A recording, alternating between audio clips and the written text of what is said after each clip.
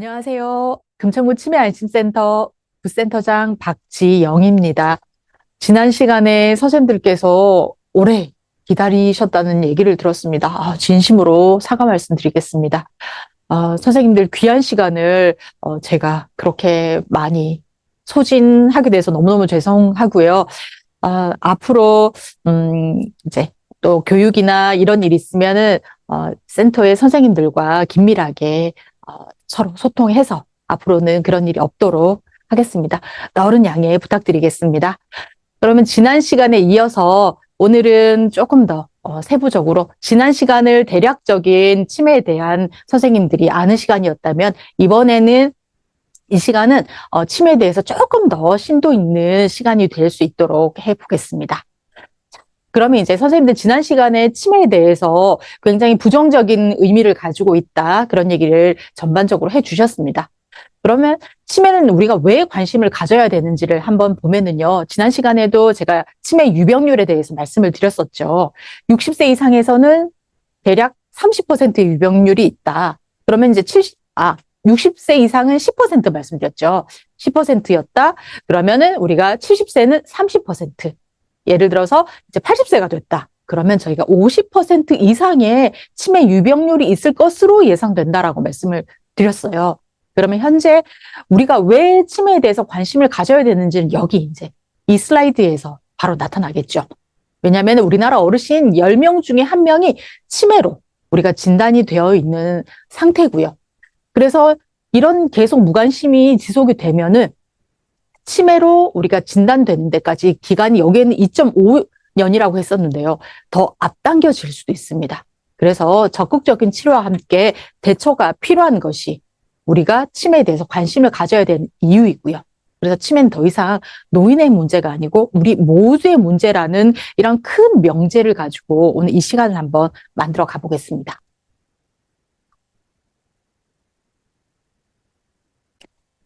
치매는 뇌 질환이라고 말씀을 드렸어요. 그런데 선생님들 뇌를 보신 적 있으신가요? 한 번도 보신 적이 없죠. 만약에 보셨다면은 그분은 아니면 수술실에 혹시 계셨다면은 보실 수도 있겠지만 그 이외에는 뇌를 볼 수 있는 시간이 없어요.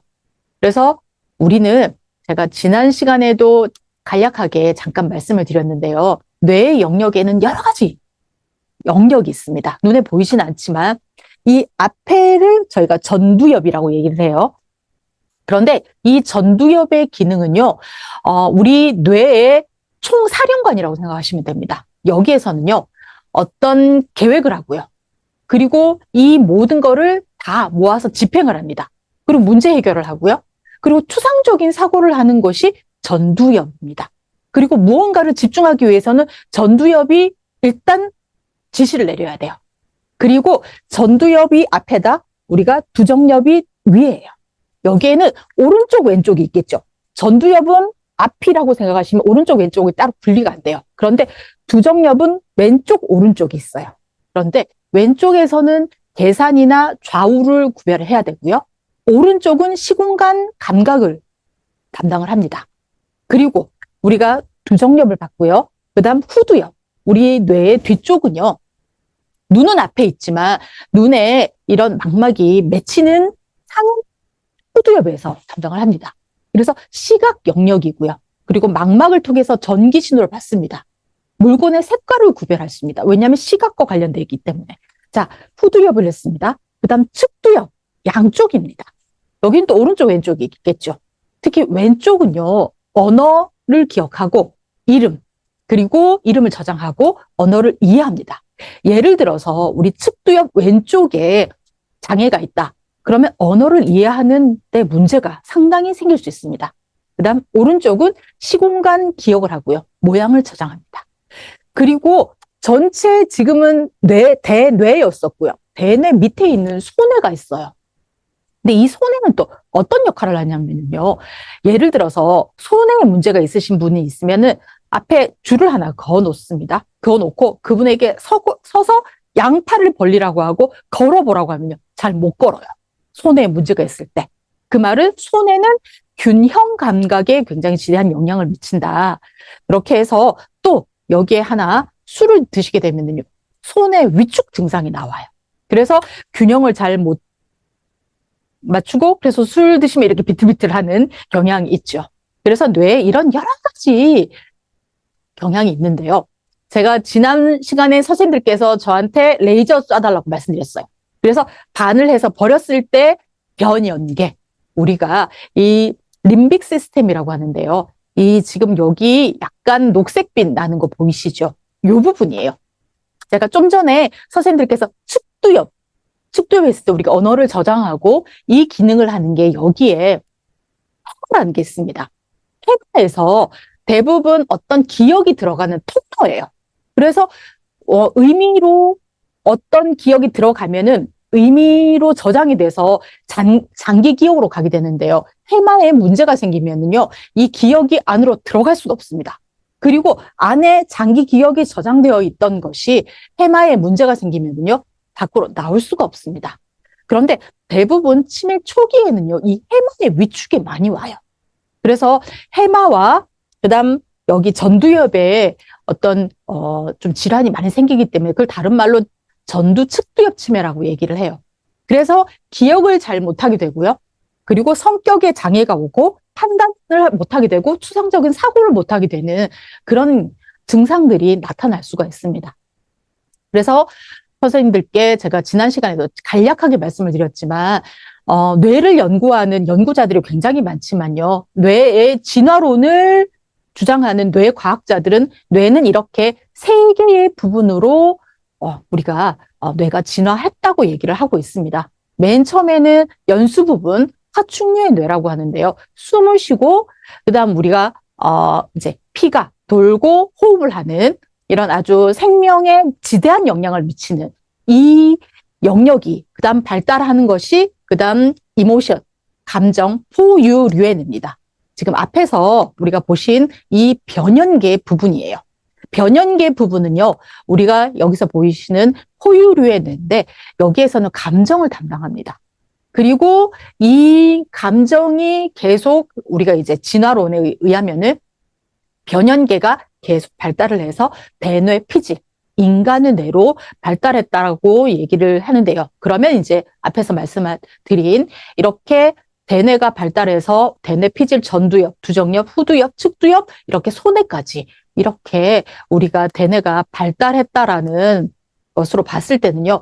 치매 어르신이 우리가 대뇌에 문제가 생긴다 하더라도 이분은 지금 현재 변연계 부분은 분명히 남아있기 때문에 이분이 추상적인 사고와 기억은 못한다 손치더라도 감정은 남아있다라는 걸 선생님들께서 꼭 기억을 해 주시면 좋겠습니다. 지난 시간에도 잠깐 언급은 드렸는데요. 치매, 디멘시아입니다. DE, out of, 무엇이 밖으로. 멘티아는 멘탈. 그러니까 정신이 밖으로 나간 거예요. 그런데 그럼 선생님들께서 좀 이런 생각을 하실 수 있겠죠. 예를 들어 다운 증후군이나 이분들은 그러면은 치매 아닌가요? 그건 아니고요. 정상적으로 인지 기능을 가지고 태어나신 거예요. 그래서 후천적으로 여러 가지 영향에 의해서 인지 기능을 잃어가는 것을 디멘시아, 치매라고 합니다. 여기에는 다양한 원인이 있어요. 그래서 이런 여러 가지 원인, 환경, 이런 요소로 인해서 기억력이나 언어 장애, 언어 능력. 그래서 인간만이 가지고 있는 고유한 능력인 인지 기능이 떨어지는 걸 말합니다. 그런데 인지 기능이 떨어졌다고 사람이 아니다라고 할 수는 없죠. 인지 기능이 떨어졌는데 엔드 그리고 일상생활에 상당한 지장을 초래할 때를 우리가 치매라고 얘기를 하고 있습니다. 네. 그럼 이제 치매는 저희가 인지 기능이 먼저 떨어져야 하고요. 그리고 인지 기능 플러스 지난 시간에도 잠시 언급을 했었는데요. 70에서 80%의 어르신들은 정신 행동 증상이 나타난다라고 말씀드렸어요. 정신 증상 또는 행동 증상이 나타날 수 있는데 100%가 다 나타나는 건 아니에요. 70% 아니면 80% 정도가 나타날 수 있습니다. 그럼 이분들이 꼭 어르신뿐만 아니라 요즘에는 치매가 초록이 치매도 있기 때문에요. 그래서 인지 기능을 가지고 있고 여기다가 정신 행동 증상도 있는데 게다가 일상생활까지 문제가 있는 것을 치매라고 합니다. 그래서 어르신들께 저희가 가끔 여쭤봐요. 어르신, 예를 들어서 치매가 있고요. 예를 들어 암이 있어요. 어떤 게 차라리 나으세요? 둘 다 싫지만요. 라고 여쭤보면요. 100이면 100, 다 치매가 너무 무섭다라고 얘기를 해요. 왜냐면은 암 같은 경우에는요. 내가 암을 앓고 있으면 가족도 알아요. 내가 얼마나 힘든지도 알아요.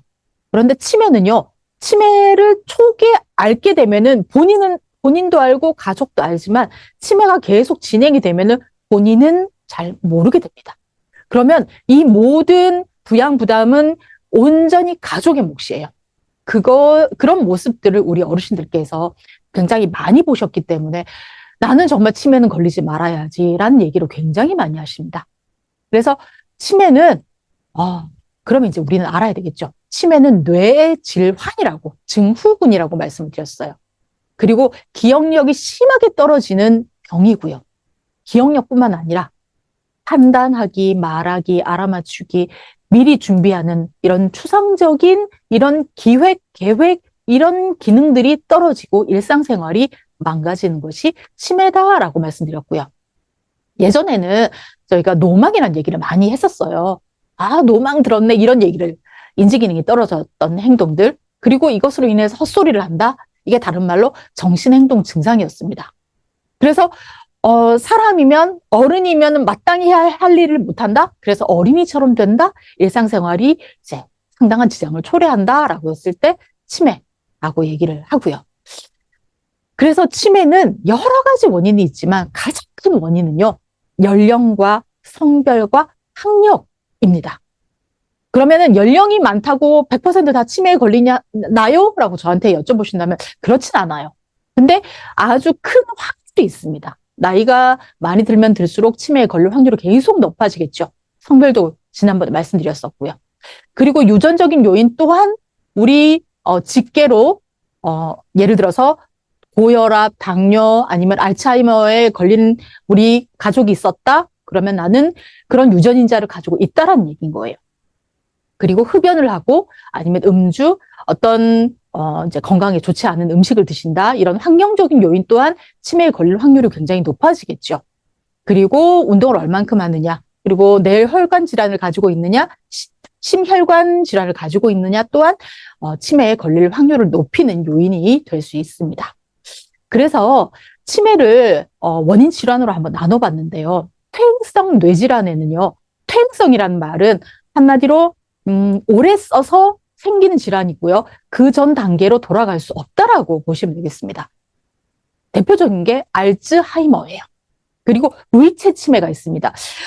루이체 치매는 전체 치매의 10%를 넘지 않기 때문에요. 잘 들어보시지 못하셨을 거예요. 근데 전두 측두엽 치매 제가 좀 전에 앞에 말씀드렸죠. 많은 편이고요. 그다음 파킨슨, 그다음 기타 퇴행성 치매가 있습니다. 그런데 이제 이 퇴행성 치매 말고요.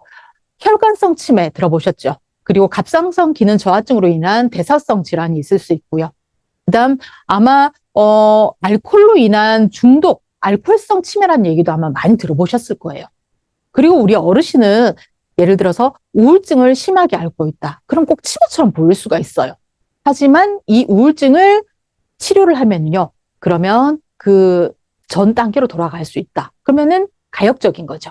그래서 우울증을 저희가 다른 우울증이 심하게 걸리신 분들한테는 저희는 가성치매라는 얘기를 씁니다.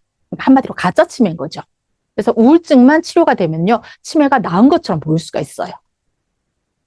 그래서 치매의 원인은 뒤에서 한번 다시 말씀을 드리고요. 그래서 치매의 원인은요. 현재로서는 가장 많은 게 알츠하이머입니다. 이게 독일에서 왔기 때문에 알츠하이머라고 하기도 하고요. 알츠하이머라고 하기도 해요. 그래서 알츠하이머가 계속 시간이 지나면 지날수록 이렇게 지금은 현재는 50%인데요. 계속 아마 늘어날 것 같아요. 그리고 혈관성 치매는 대부분 대사성 질환을 가지고 계시는 어르신들이 이 부분이 이제 나중에는 처음에는 뇌혈관 질환을 가지고 계시다가 계속 이제 낫고 그다음에 이제 좀 악화되고 반복하다 보면은 어느 순간인가는 혈관성 치매로 가는 경우가 많습니다. 제가 앞에서 루이체 치매라고 말씀을 드렸는데요. 루이체 치매는 굉장히 좀 특징적인 증상이 있어요. 턱을 굉장히 많이 꿔요. 그리고 이분들은요, 환시가 보입니다. 내 눈앞에 어떤 노란 옷을 입고 갓을 쓴 어르신이 앞에 있어. 예를 들어서 정말 섭섭히 얘기를 해요. 그런데 옆에 있는 사람은 보이지 않아요. 그래서 루이치 치매는 굉장히 특징적인 소견들이 있는데요. 근데 병원에 가도요, 바로 루이치 치매를 진단받기가 쉽지 않습니다. 그 말은 이 어르신이 약을 드시다가 약을 이 어르신에 맞게 바꿔야 된다라는 얘기인 거예요. 그래서 잘못해서 약을 만약에 예를 들어 루이치 치매인데 루이치 치매 이외의 약으로 이분이 계속 이제 복용을 하게 된다라면 좀 문제가 생길 수 있는 질환 중에 하나가 루이치 치매라고 보시면 되겠습니다. 그래서 알츠하이머는요, 여러 가지 소견이 있는데 특히 연령은 계속 앞에서도 말씀드렸듯이 연령이 높아지면 높아질수록 퇴행성 치매에 걸릴 가능성이 높아집니다. 그리고 지난 시간에도 제가 여성이 치매에 걸릴 확률이 높습니다라고 말씀드렸어요. 그 이유는 여러 가지가 있겠지만요. 이분들이 평균 수명이 남성보다 굉장히 높습니다. 그래서 가능성도 있고요. 그리고 X 염색체, 남자는 XY고 여자가 XX죠. 그래서 X 염색체 역할이 아닐까라는 연구 결과도 있고요. 여러 가지 환경적인 영향 때문에 여성이 더 많이 걸리지 않을까라는 얘기도 있습니다. 그리고 가족력에 의해서 4배의 어떤 위험성도 가지고 있고요. 그리고 교육 수준이 낮으면 낮을수록 치매에 걸릴 확률이 높아질 수가 있습니다. 그리고 외상으로 인해서 이런 상황들이 반복이 되면은요, 치매에 걸릴 확률이 굉장히 높아집니다. 그리고 고혈압이나 당뇨, 고지혈증으로 인해서 뇌혈관의 어떤 위험 요인으로 작용할 수도 있다라는 거고요. 그리고 다운 증후군 환자들이 중년기 이후까지 만약에 생존한다? 그럼 이분들은요, 알츠하이머에 걸릴 확률이 굉장히 높아집니다. 그럼 알츠하이머는 뭐냐라는 좀 의문이 드실 수 있죠. 독일 정신과 의사인 알로이스 알츠하이머라는 사람이 있었어요. 그런데 이분한테 어떤 여자분이 찾아왔는데요. 증상이 어떻게 나타났냐면 계속 남편을 의심하는 증상이 나타나는 거예요. 그래서 이 남편이 계속 이 사람은 왜 자꾸 나를 의심하는지 모르겠다. 그래서 이제 알츠하이머 의사도 그래 나도 잘은 모르겠는데 그러면은 예를 들어서 이분이 돌아가시고 나중에 뇌 해부해서 한번 그렇게 해서 한번 이제 원인을 한번 보자라고 해서 그분이 돌아가신 다음에 뇌 조직을 떼서 현미경으로 관찰을 했더니요. 뇌 대뇌피질에 이렇게 노인성 반점이나 신경 섬유 다발이 있는 거예요. 근데 이제 이 알츠하이머가 원인은 그때는 잘 모르겠어요. 원인을 모르니까 일단 내 이름 찜 해서 알츠하이머가 됐습니다. 그 당시에는 이게 이제 치매라는 거를 알 수 없었지만 시간이 지나면서 노인성 반점과 신경 섬유 다발이 모여서 뇌에 침착이 되면은 이렇게 퇴행성으로 가게 되는구나. 퇴행성 치매로 가는구나. 그러면 퇴행성 치매는 알츠하이머가 된 겁니다. 그래서 저희가 퇴행성 치매 이꼴 알츠하이머라고 얘기하는 게 여기서 유래가 됐습니다. 이 노인성 반점은요, 베타 아밀로이드라는 단백질이 이렇게 딱 붙어서 생기는 거예요. 한마디로 이제 침착이라고 얘기하는데 대뇌피질에 베타 아밀로이드가 딱 침착을 하거나 아니면은 타우 단백질이라는 이 성분이요, 과인산화되면서 이런 신경 섬유 다발이 되는 거예요. 그래서 이런 것들이 우리 뇌에 딱 붙게 되면은요, 뇌에 어떤 수분이나 이런 걸 빨아들이겠죠. 그래서 뇌 세포에 손실이 옵니다. 손실이 와서 뇌가 위축되는 소견이 보여요. 그래서 퇴행성 변화가 발생을 합니다. 앞에서도 정신행동 증상이라고 말씀드렸는데요. 그래서 이런 퇴행성 치매로 인해서 한마디로 뇌세포가 손실이 됐죠. 그래서 정신행동 증상이 되는데요.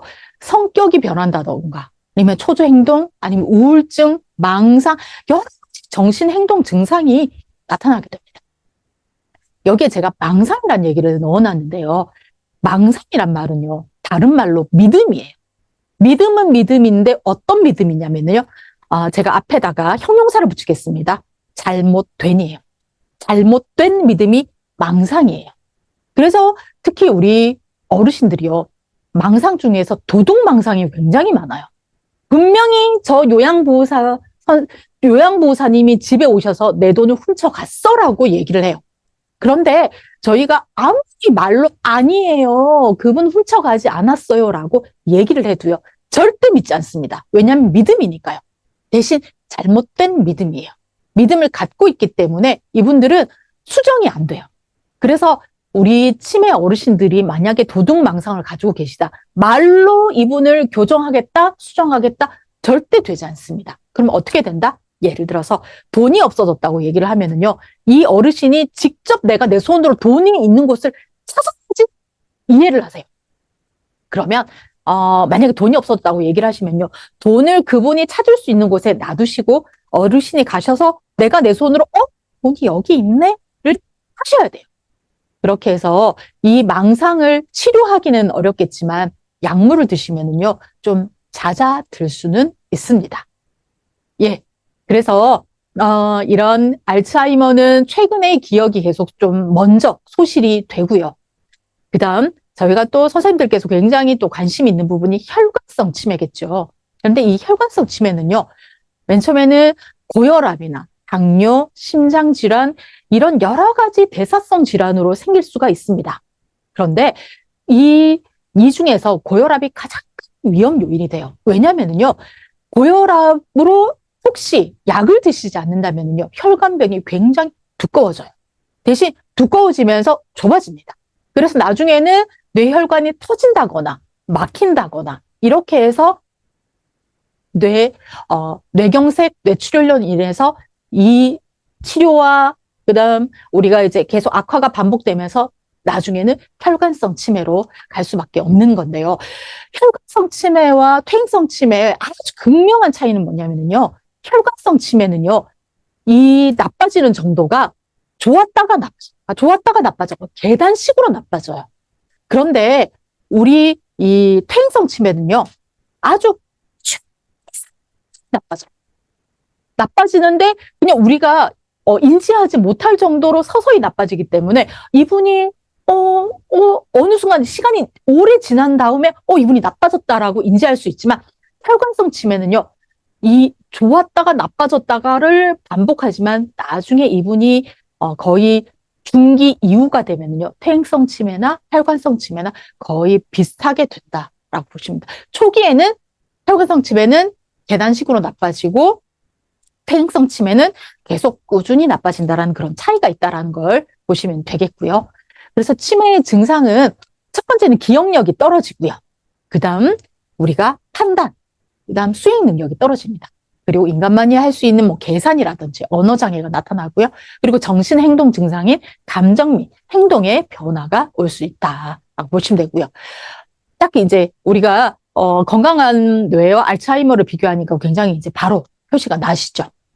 그래서 지난 시간에 잠깐 말씀을 드렸지만 인지 기능을 그러면은 우리가 원인을 알았고요. 그러면 어떻게 진단을 해야 되는지도 선생님들께서 좀 아시면 좋을 것 같아서 맨 처음에는 인지 기능을 우리가 주관적인 인지 기능을 평가하고요. 객관적인 인지 기능을 먼저 평가를 해야 돼요. 대신 주관적인 인지 기능을 먼저 이분이 호소한다 그랬을 때는요. 검사 도구를 통해서는 별로 표시가 안 나요. 그때는 다 정상이에요. 인지 장애를 호소하지만 이제 정상 예를 들어서 주관적 인지 저하인 경우에는 본인의 인지 장애를 호소해요.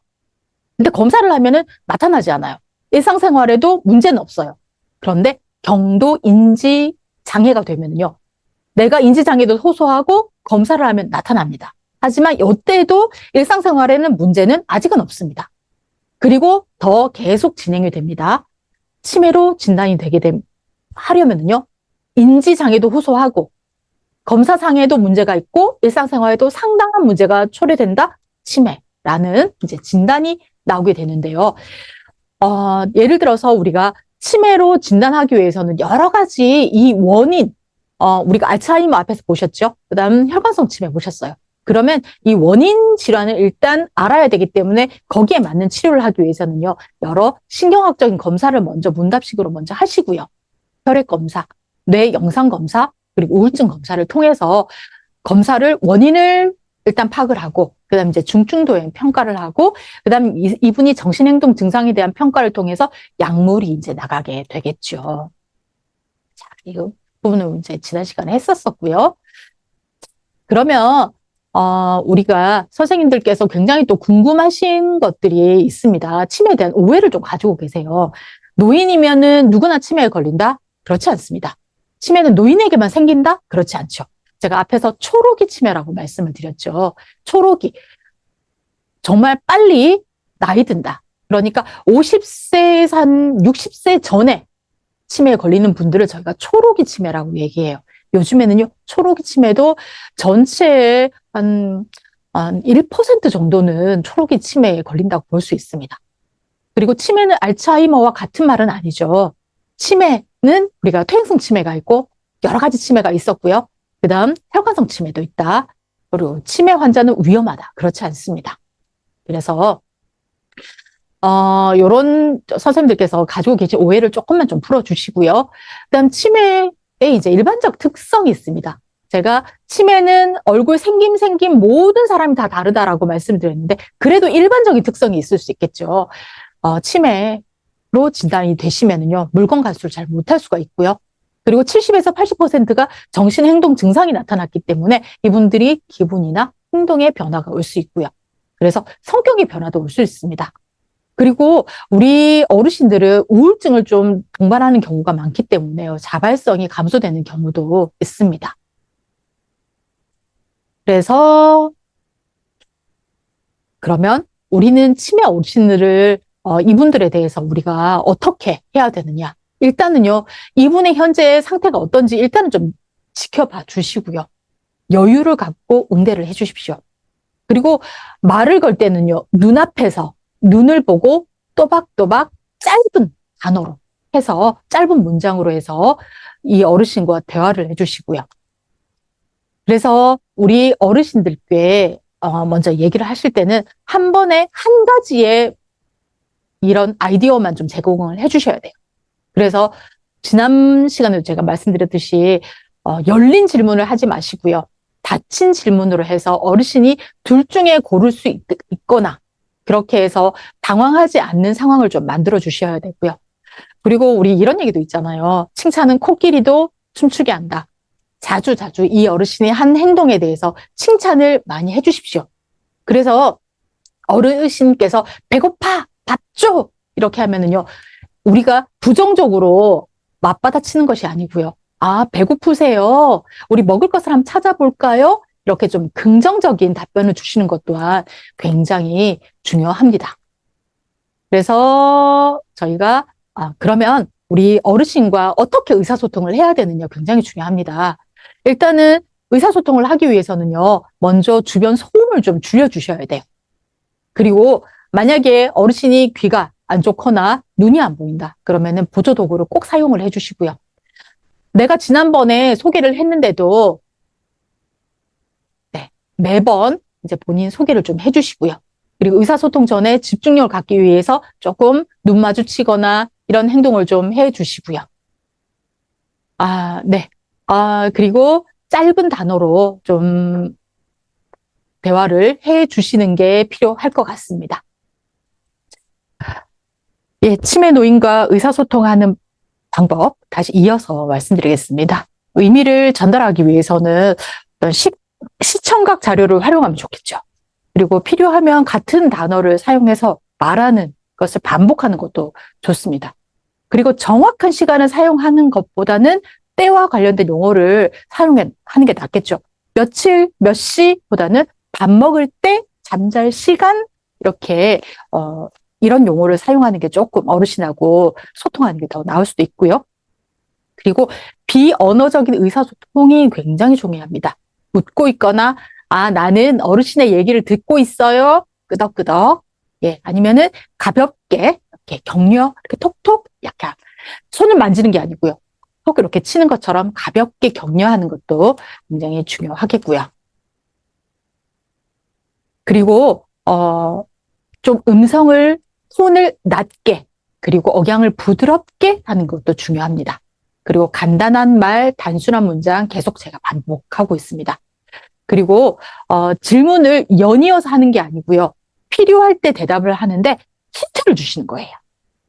이렇게 진행을 해주시고 마지막으로 우리 어르신과 대화할 때는 교육은 한 번에 한 단계씩 그리고 천천히 말을 하고 반응을 기다려 주시고요. 그리고 어르신을 바로 쳐다보고 내가 어르신의 얘기를 듣고 있다라는 거를 얘기를 해주시고 좀 그 어르신이 느끼게끔 해주시고요. 예, 이렇게 해서 어르신과 이제 한 번 더 정리를 하면은요. 눈높이를 맞추고 짧은 단어로 그리고 어르신과 얘기할 때는 열린 질문이 아니고 닫힌 질문으로 해주시고 계속 우리는 비언어적인 반응을 계속 해주셔야 되겠죠. 듣고 있다, 끄덕끄덕. 예, 그런 모습, 이런 행동들을 해주시면요. 어르신과 대화하기가 좀 상당히 수월할 것으로 생각이 됩니다. 그러면 이제 우리가 마지막으로 지난 시간에 굉장히 휘리릭 갔던 치매 예방 수칙 333 이전에 제가 선생님들께 그럼 우리 선생님들은 지금 계속 인지지도사로 하실 거고요. 그러면 선생님들께서 굉장히 건강하셔야 되기 때문에 그럼 우리 선생님들께서 건강하게 뇌를 키우기 위해서는 어떤 여러 가지 방법이 있겠지만 저는 이 10가지 습관을 선생님들께 좀 권해드리고 싶습니다. 외국어 공부가 뇌를 키운다고 했는데요. 대부분 외국어 공부를 한다라는 거는 내가 평상시 하지 않는 공부기 때문에요. 뇌세포에서 굉장히 뇌세포가 걱정을 하겠죠. 너무 생소한 거기 때문에. 그래서 우리가 뇌는요, 새로운 것을 하게 되면은 긴장을 하게 돼요. 더 각성을 하게 됩니다. 그래서 뇌를 키우기 위해서는요, 외국 공부가 굉장히 중요한 것 중에 하나고요. 그 다음 제가 꿈과 목표를 가져라 라고 말씀드리면 이 나이에 무슨 꿈이 있어? 아닙니다. 우리는 정말 죽는 그날까지 계속 꿈을 꾸는 사람들이기 때문에요. 꿈을 가지시고요. 그리고 목표는 절대 큰 목표를 가지지 마세요. 내가 할 수 있는 단기적인 할 수 있는 너무 또 목표를 낮게 잡으면은요. 나중에는 성취감이 없어지기 때문에 내가 조금 힘에 부칠 정도 이상의 목표를 가지고 차곡차곡 가지고 가시면 좋을 것 같습니다. 그리고 작은 일부터 먼저 마무리하시고요. 그리고 선 공부를 먼저 하시고 나중에 이제 놀이를 하시는 게 굉장히 중요한데요. 저도 이 부분 정말 안 되더라고요. 먼저 공부를 먼저 하고 놀면 되는데 꼭 놀고 요거 다 놀고 나서 공부해야지. 그럼 공부 안 하게 됩니다. 먼저 선 공부 후 놀이 이렇게 규칙을 꼭 이용을 하시고요. 남의 답을 보기 전에 우리 선생님 답을 먼저 찾으시고 운동은 바로 지금입니다. 지금부터 하시고요. 제가 명상이 얼마나 중요한지 지난 시간에도 간략하게 말씀드렸죠. 그래서 명상 꼭 돈 주고 하지 않으셔도 됩니다. 짧은 시간 명상하시고요. 사색 하시면은 얼마나 내가 부정적인 생각이 없어지는지 아마 선생님들 체험하실 수 있으실 거예요. 그래서 꼭 명상과 사색은 해 주셨으면 좋겠습니다. 그리고 나만의 행복을 만드시고요. 예, 지난 시간에도 사람을 소중하게 하고 흔들리지 않는 나무가 되셨으면 좋겠다라고 말씀을 드렸었죠. 그러면은요, 그 전에, 예, 우리가 쓰면 쓸수록 좋아지는 장기가 있어요. 대부분의 장기는요, 퇴행성이기 때문에 쓰면 쓸수록 나빠집니다. 하지만 심장은요, 뛰게 할수록 건강해지고요.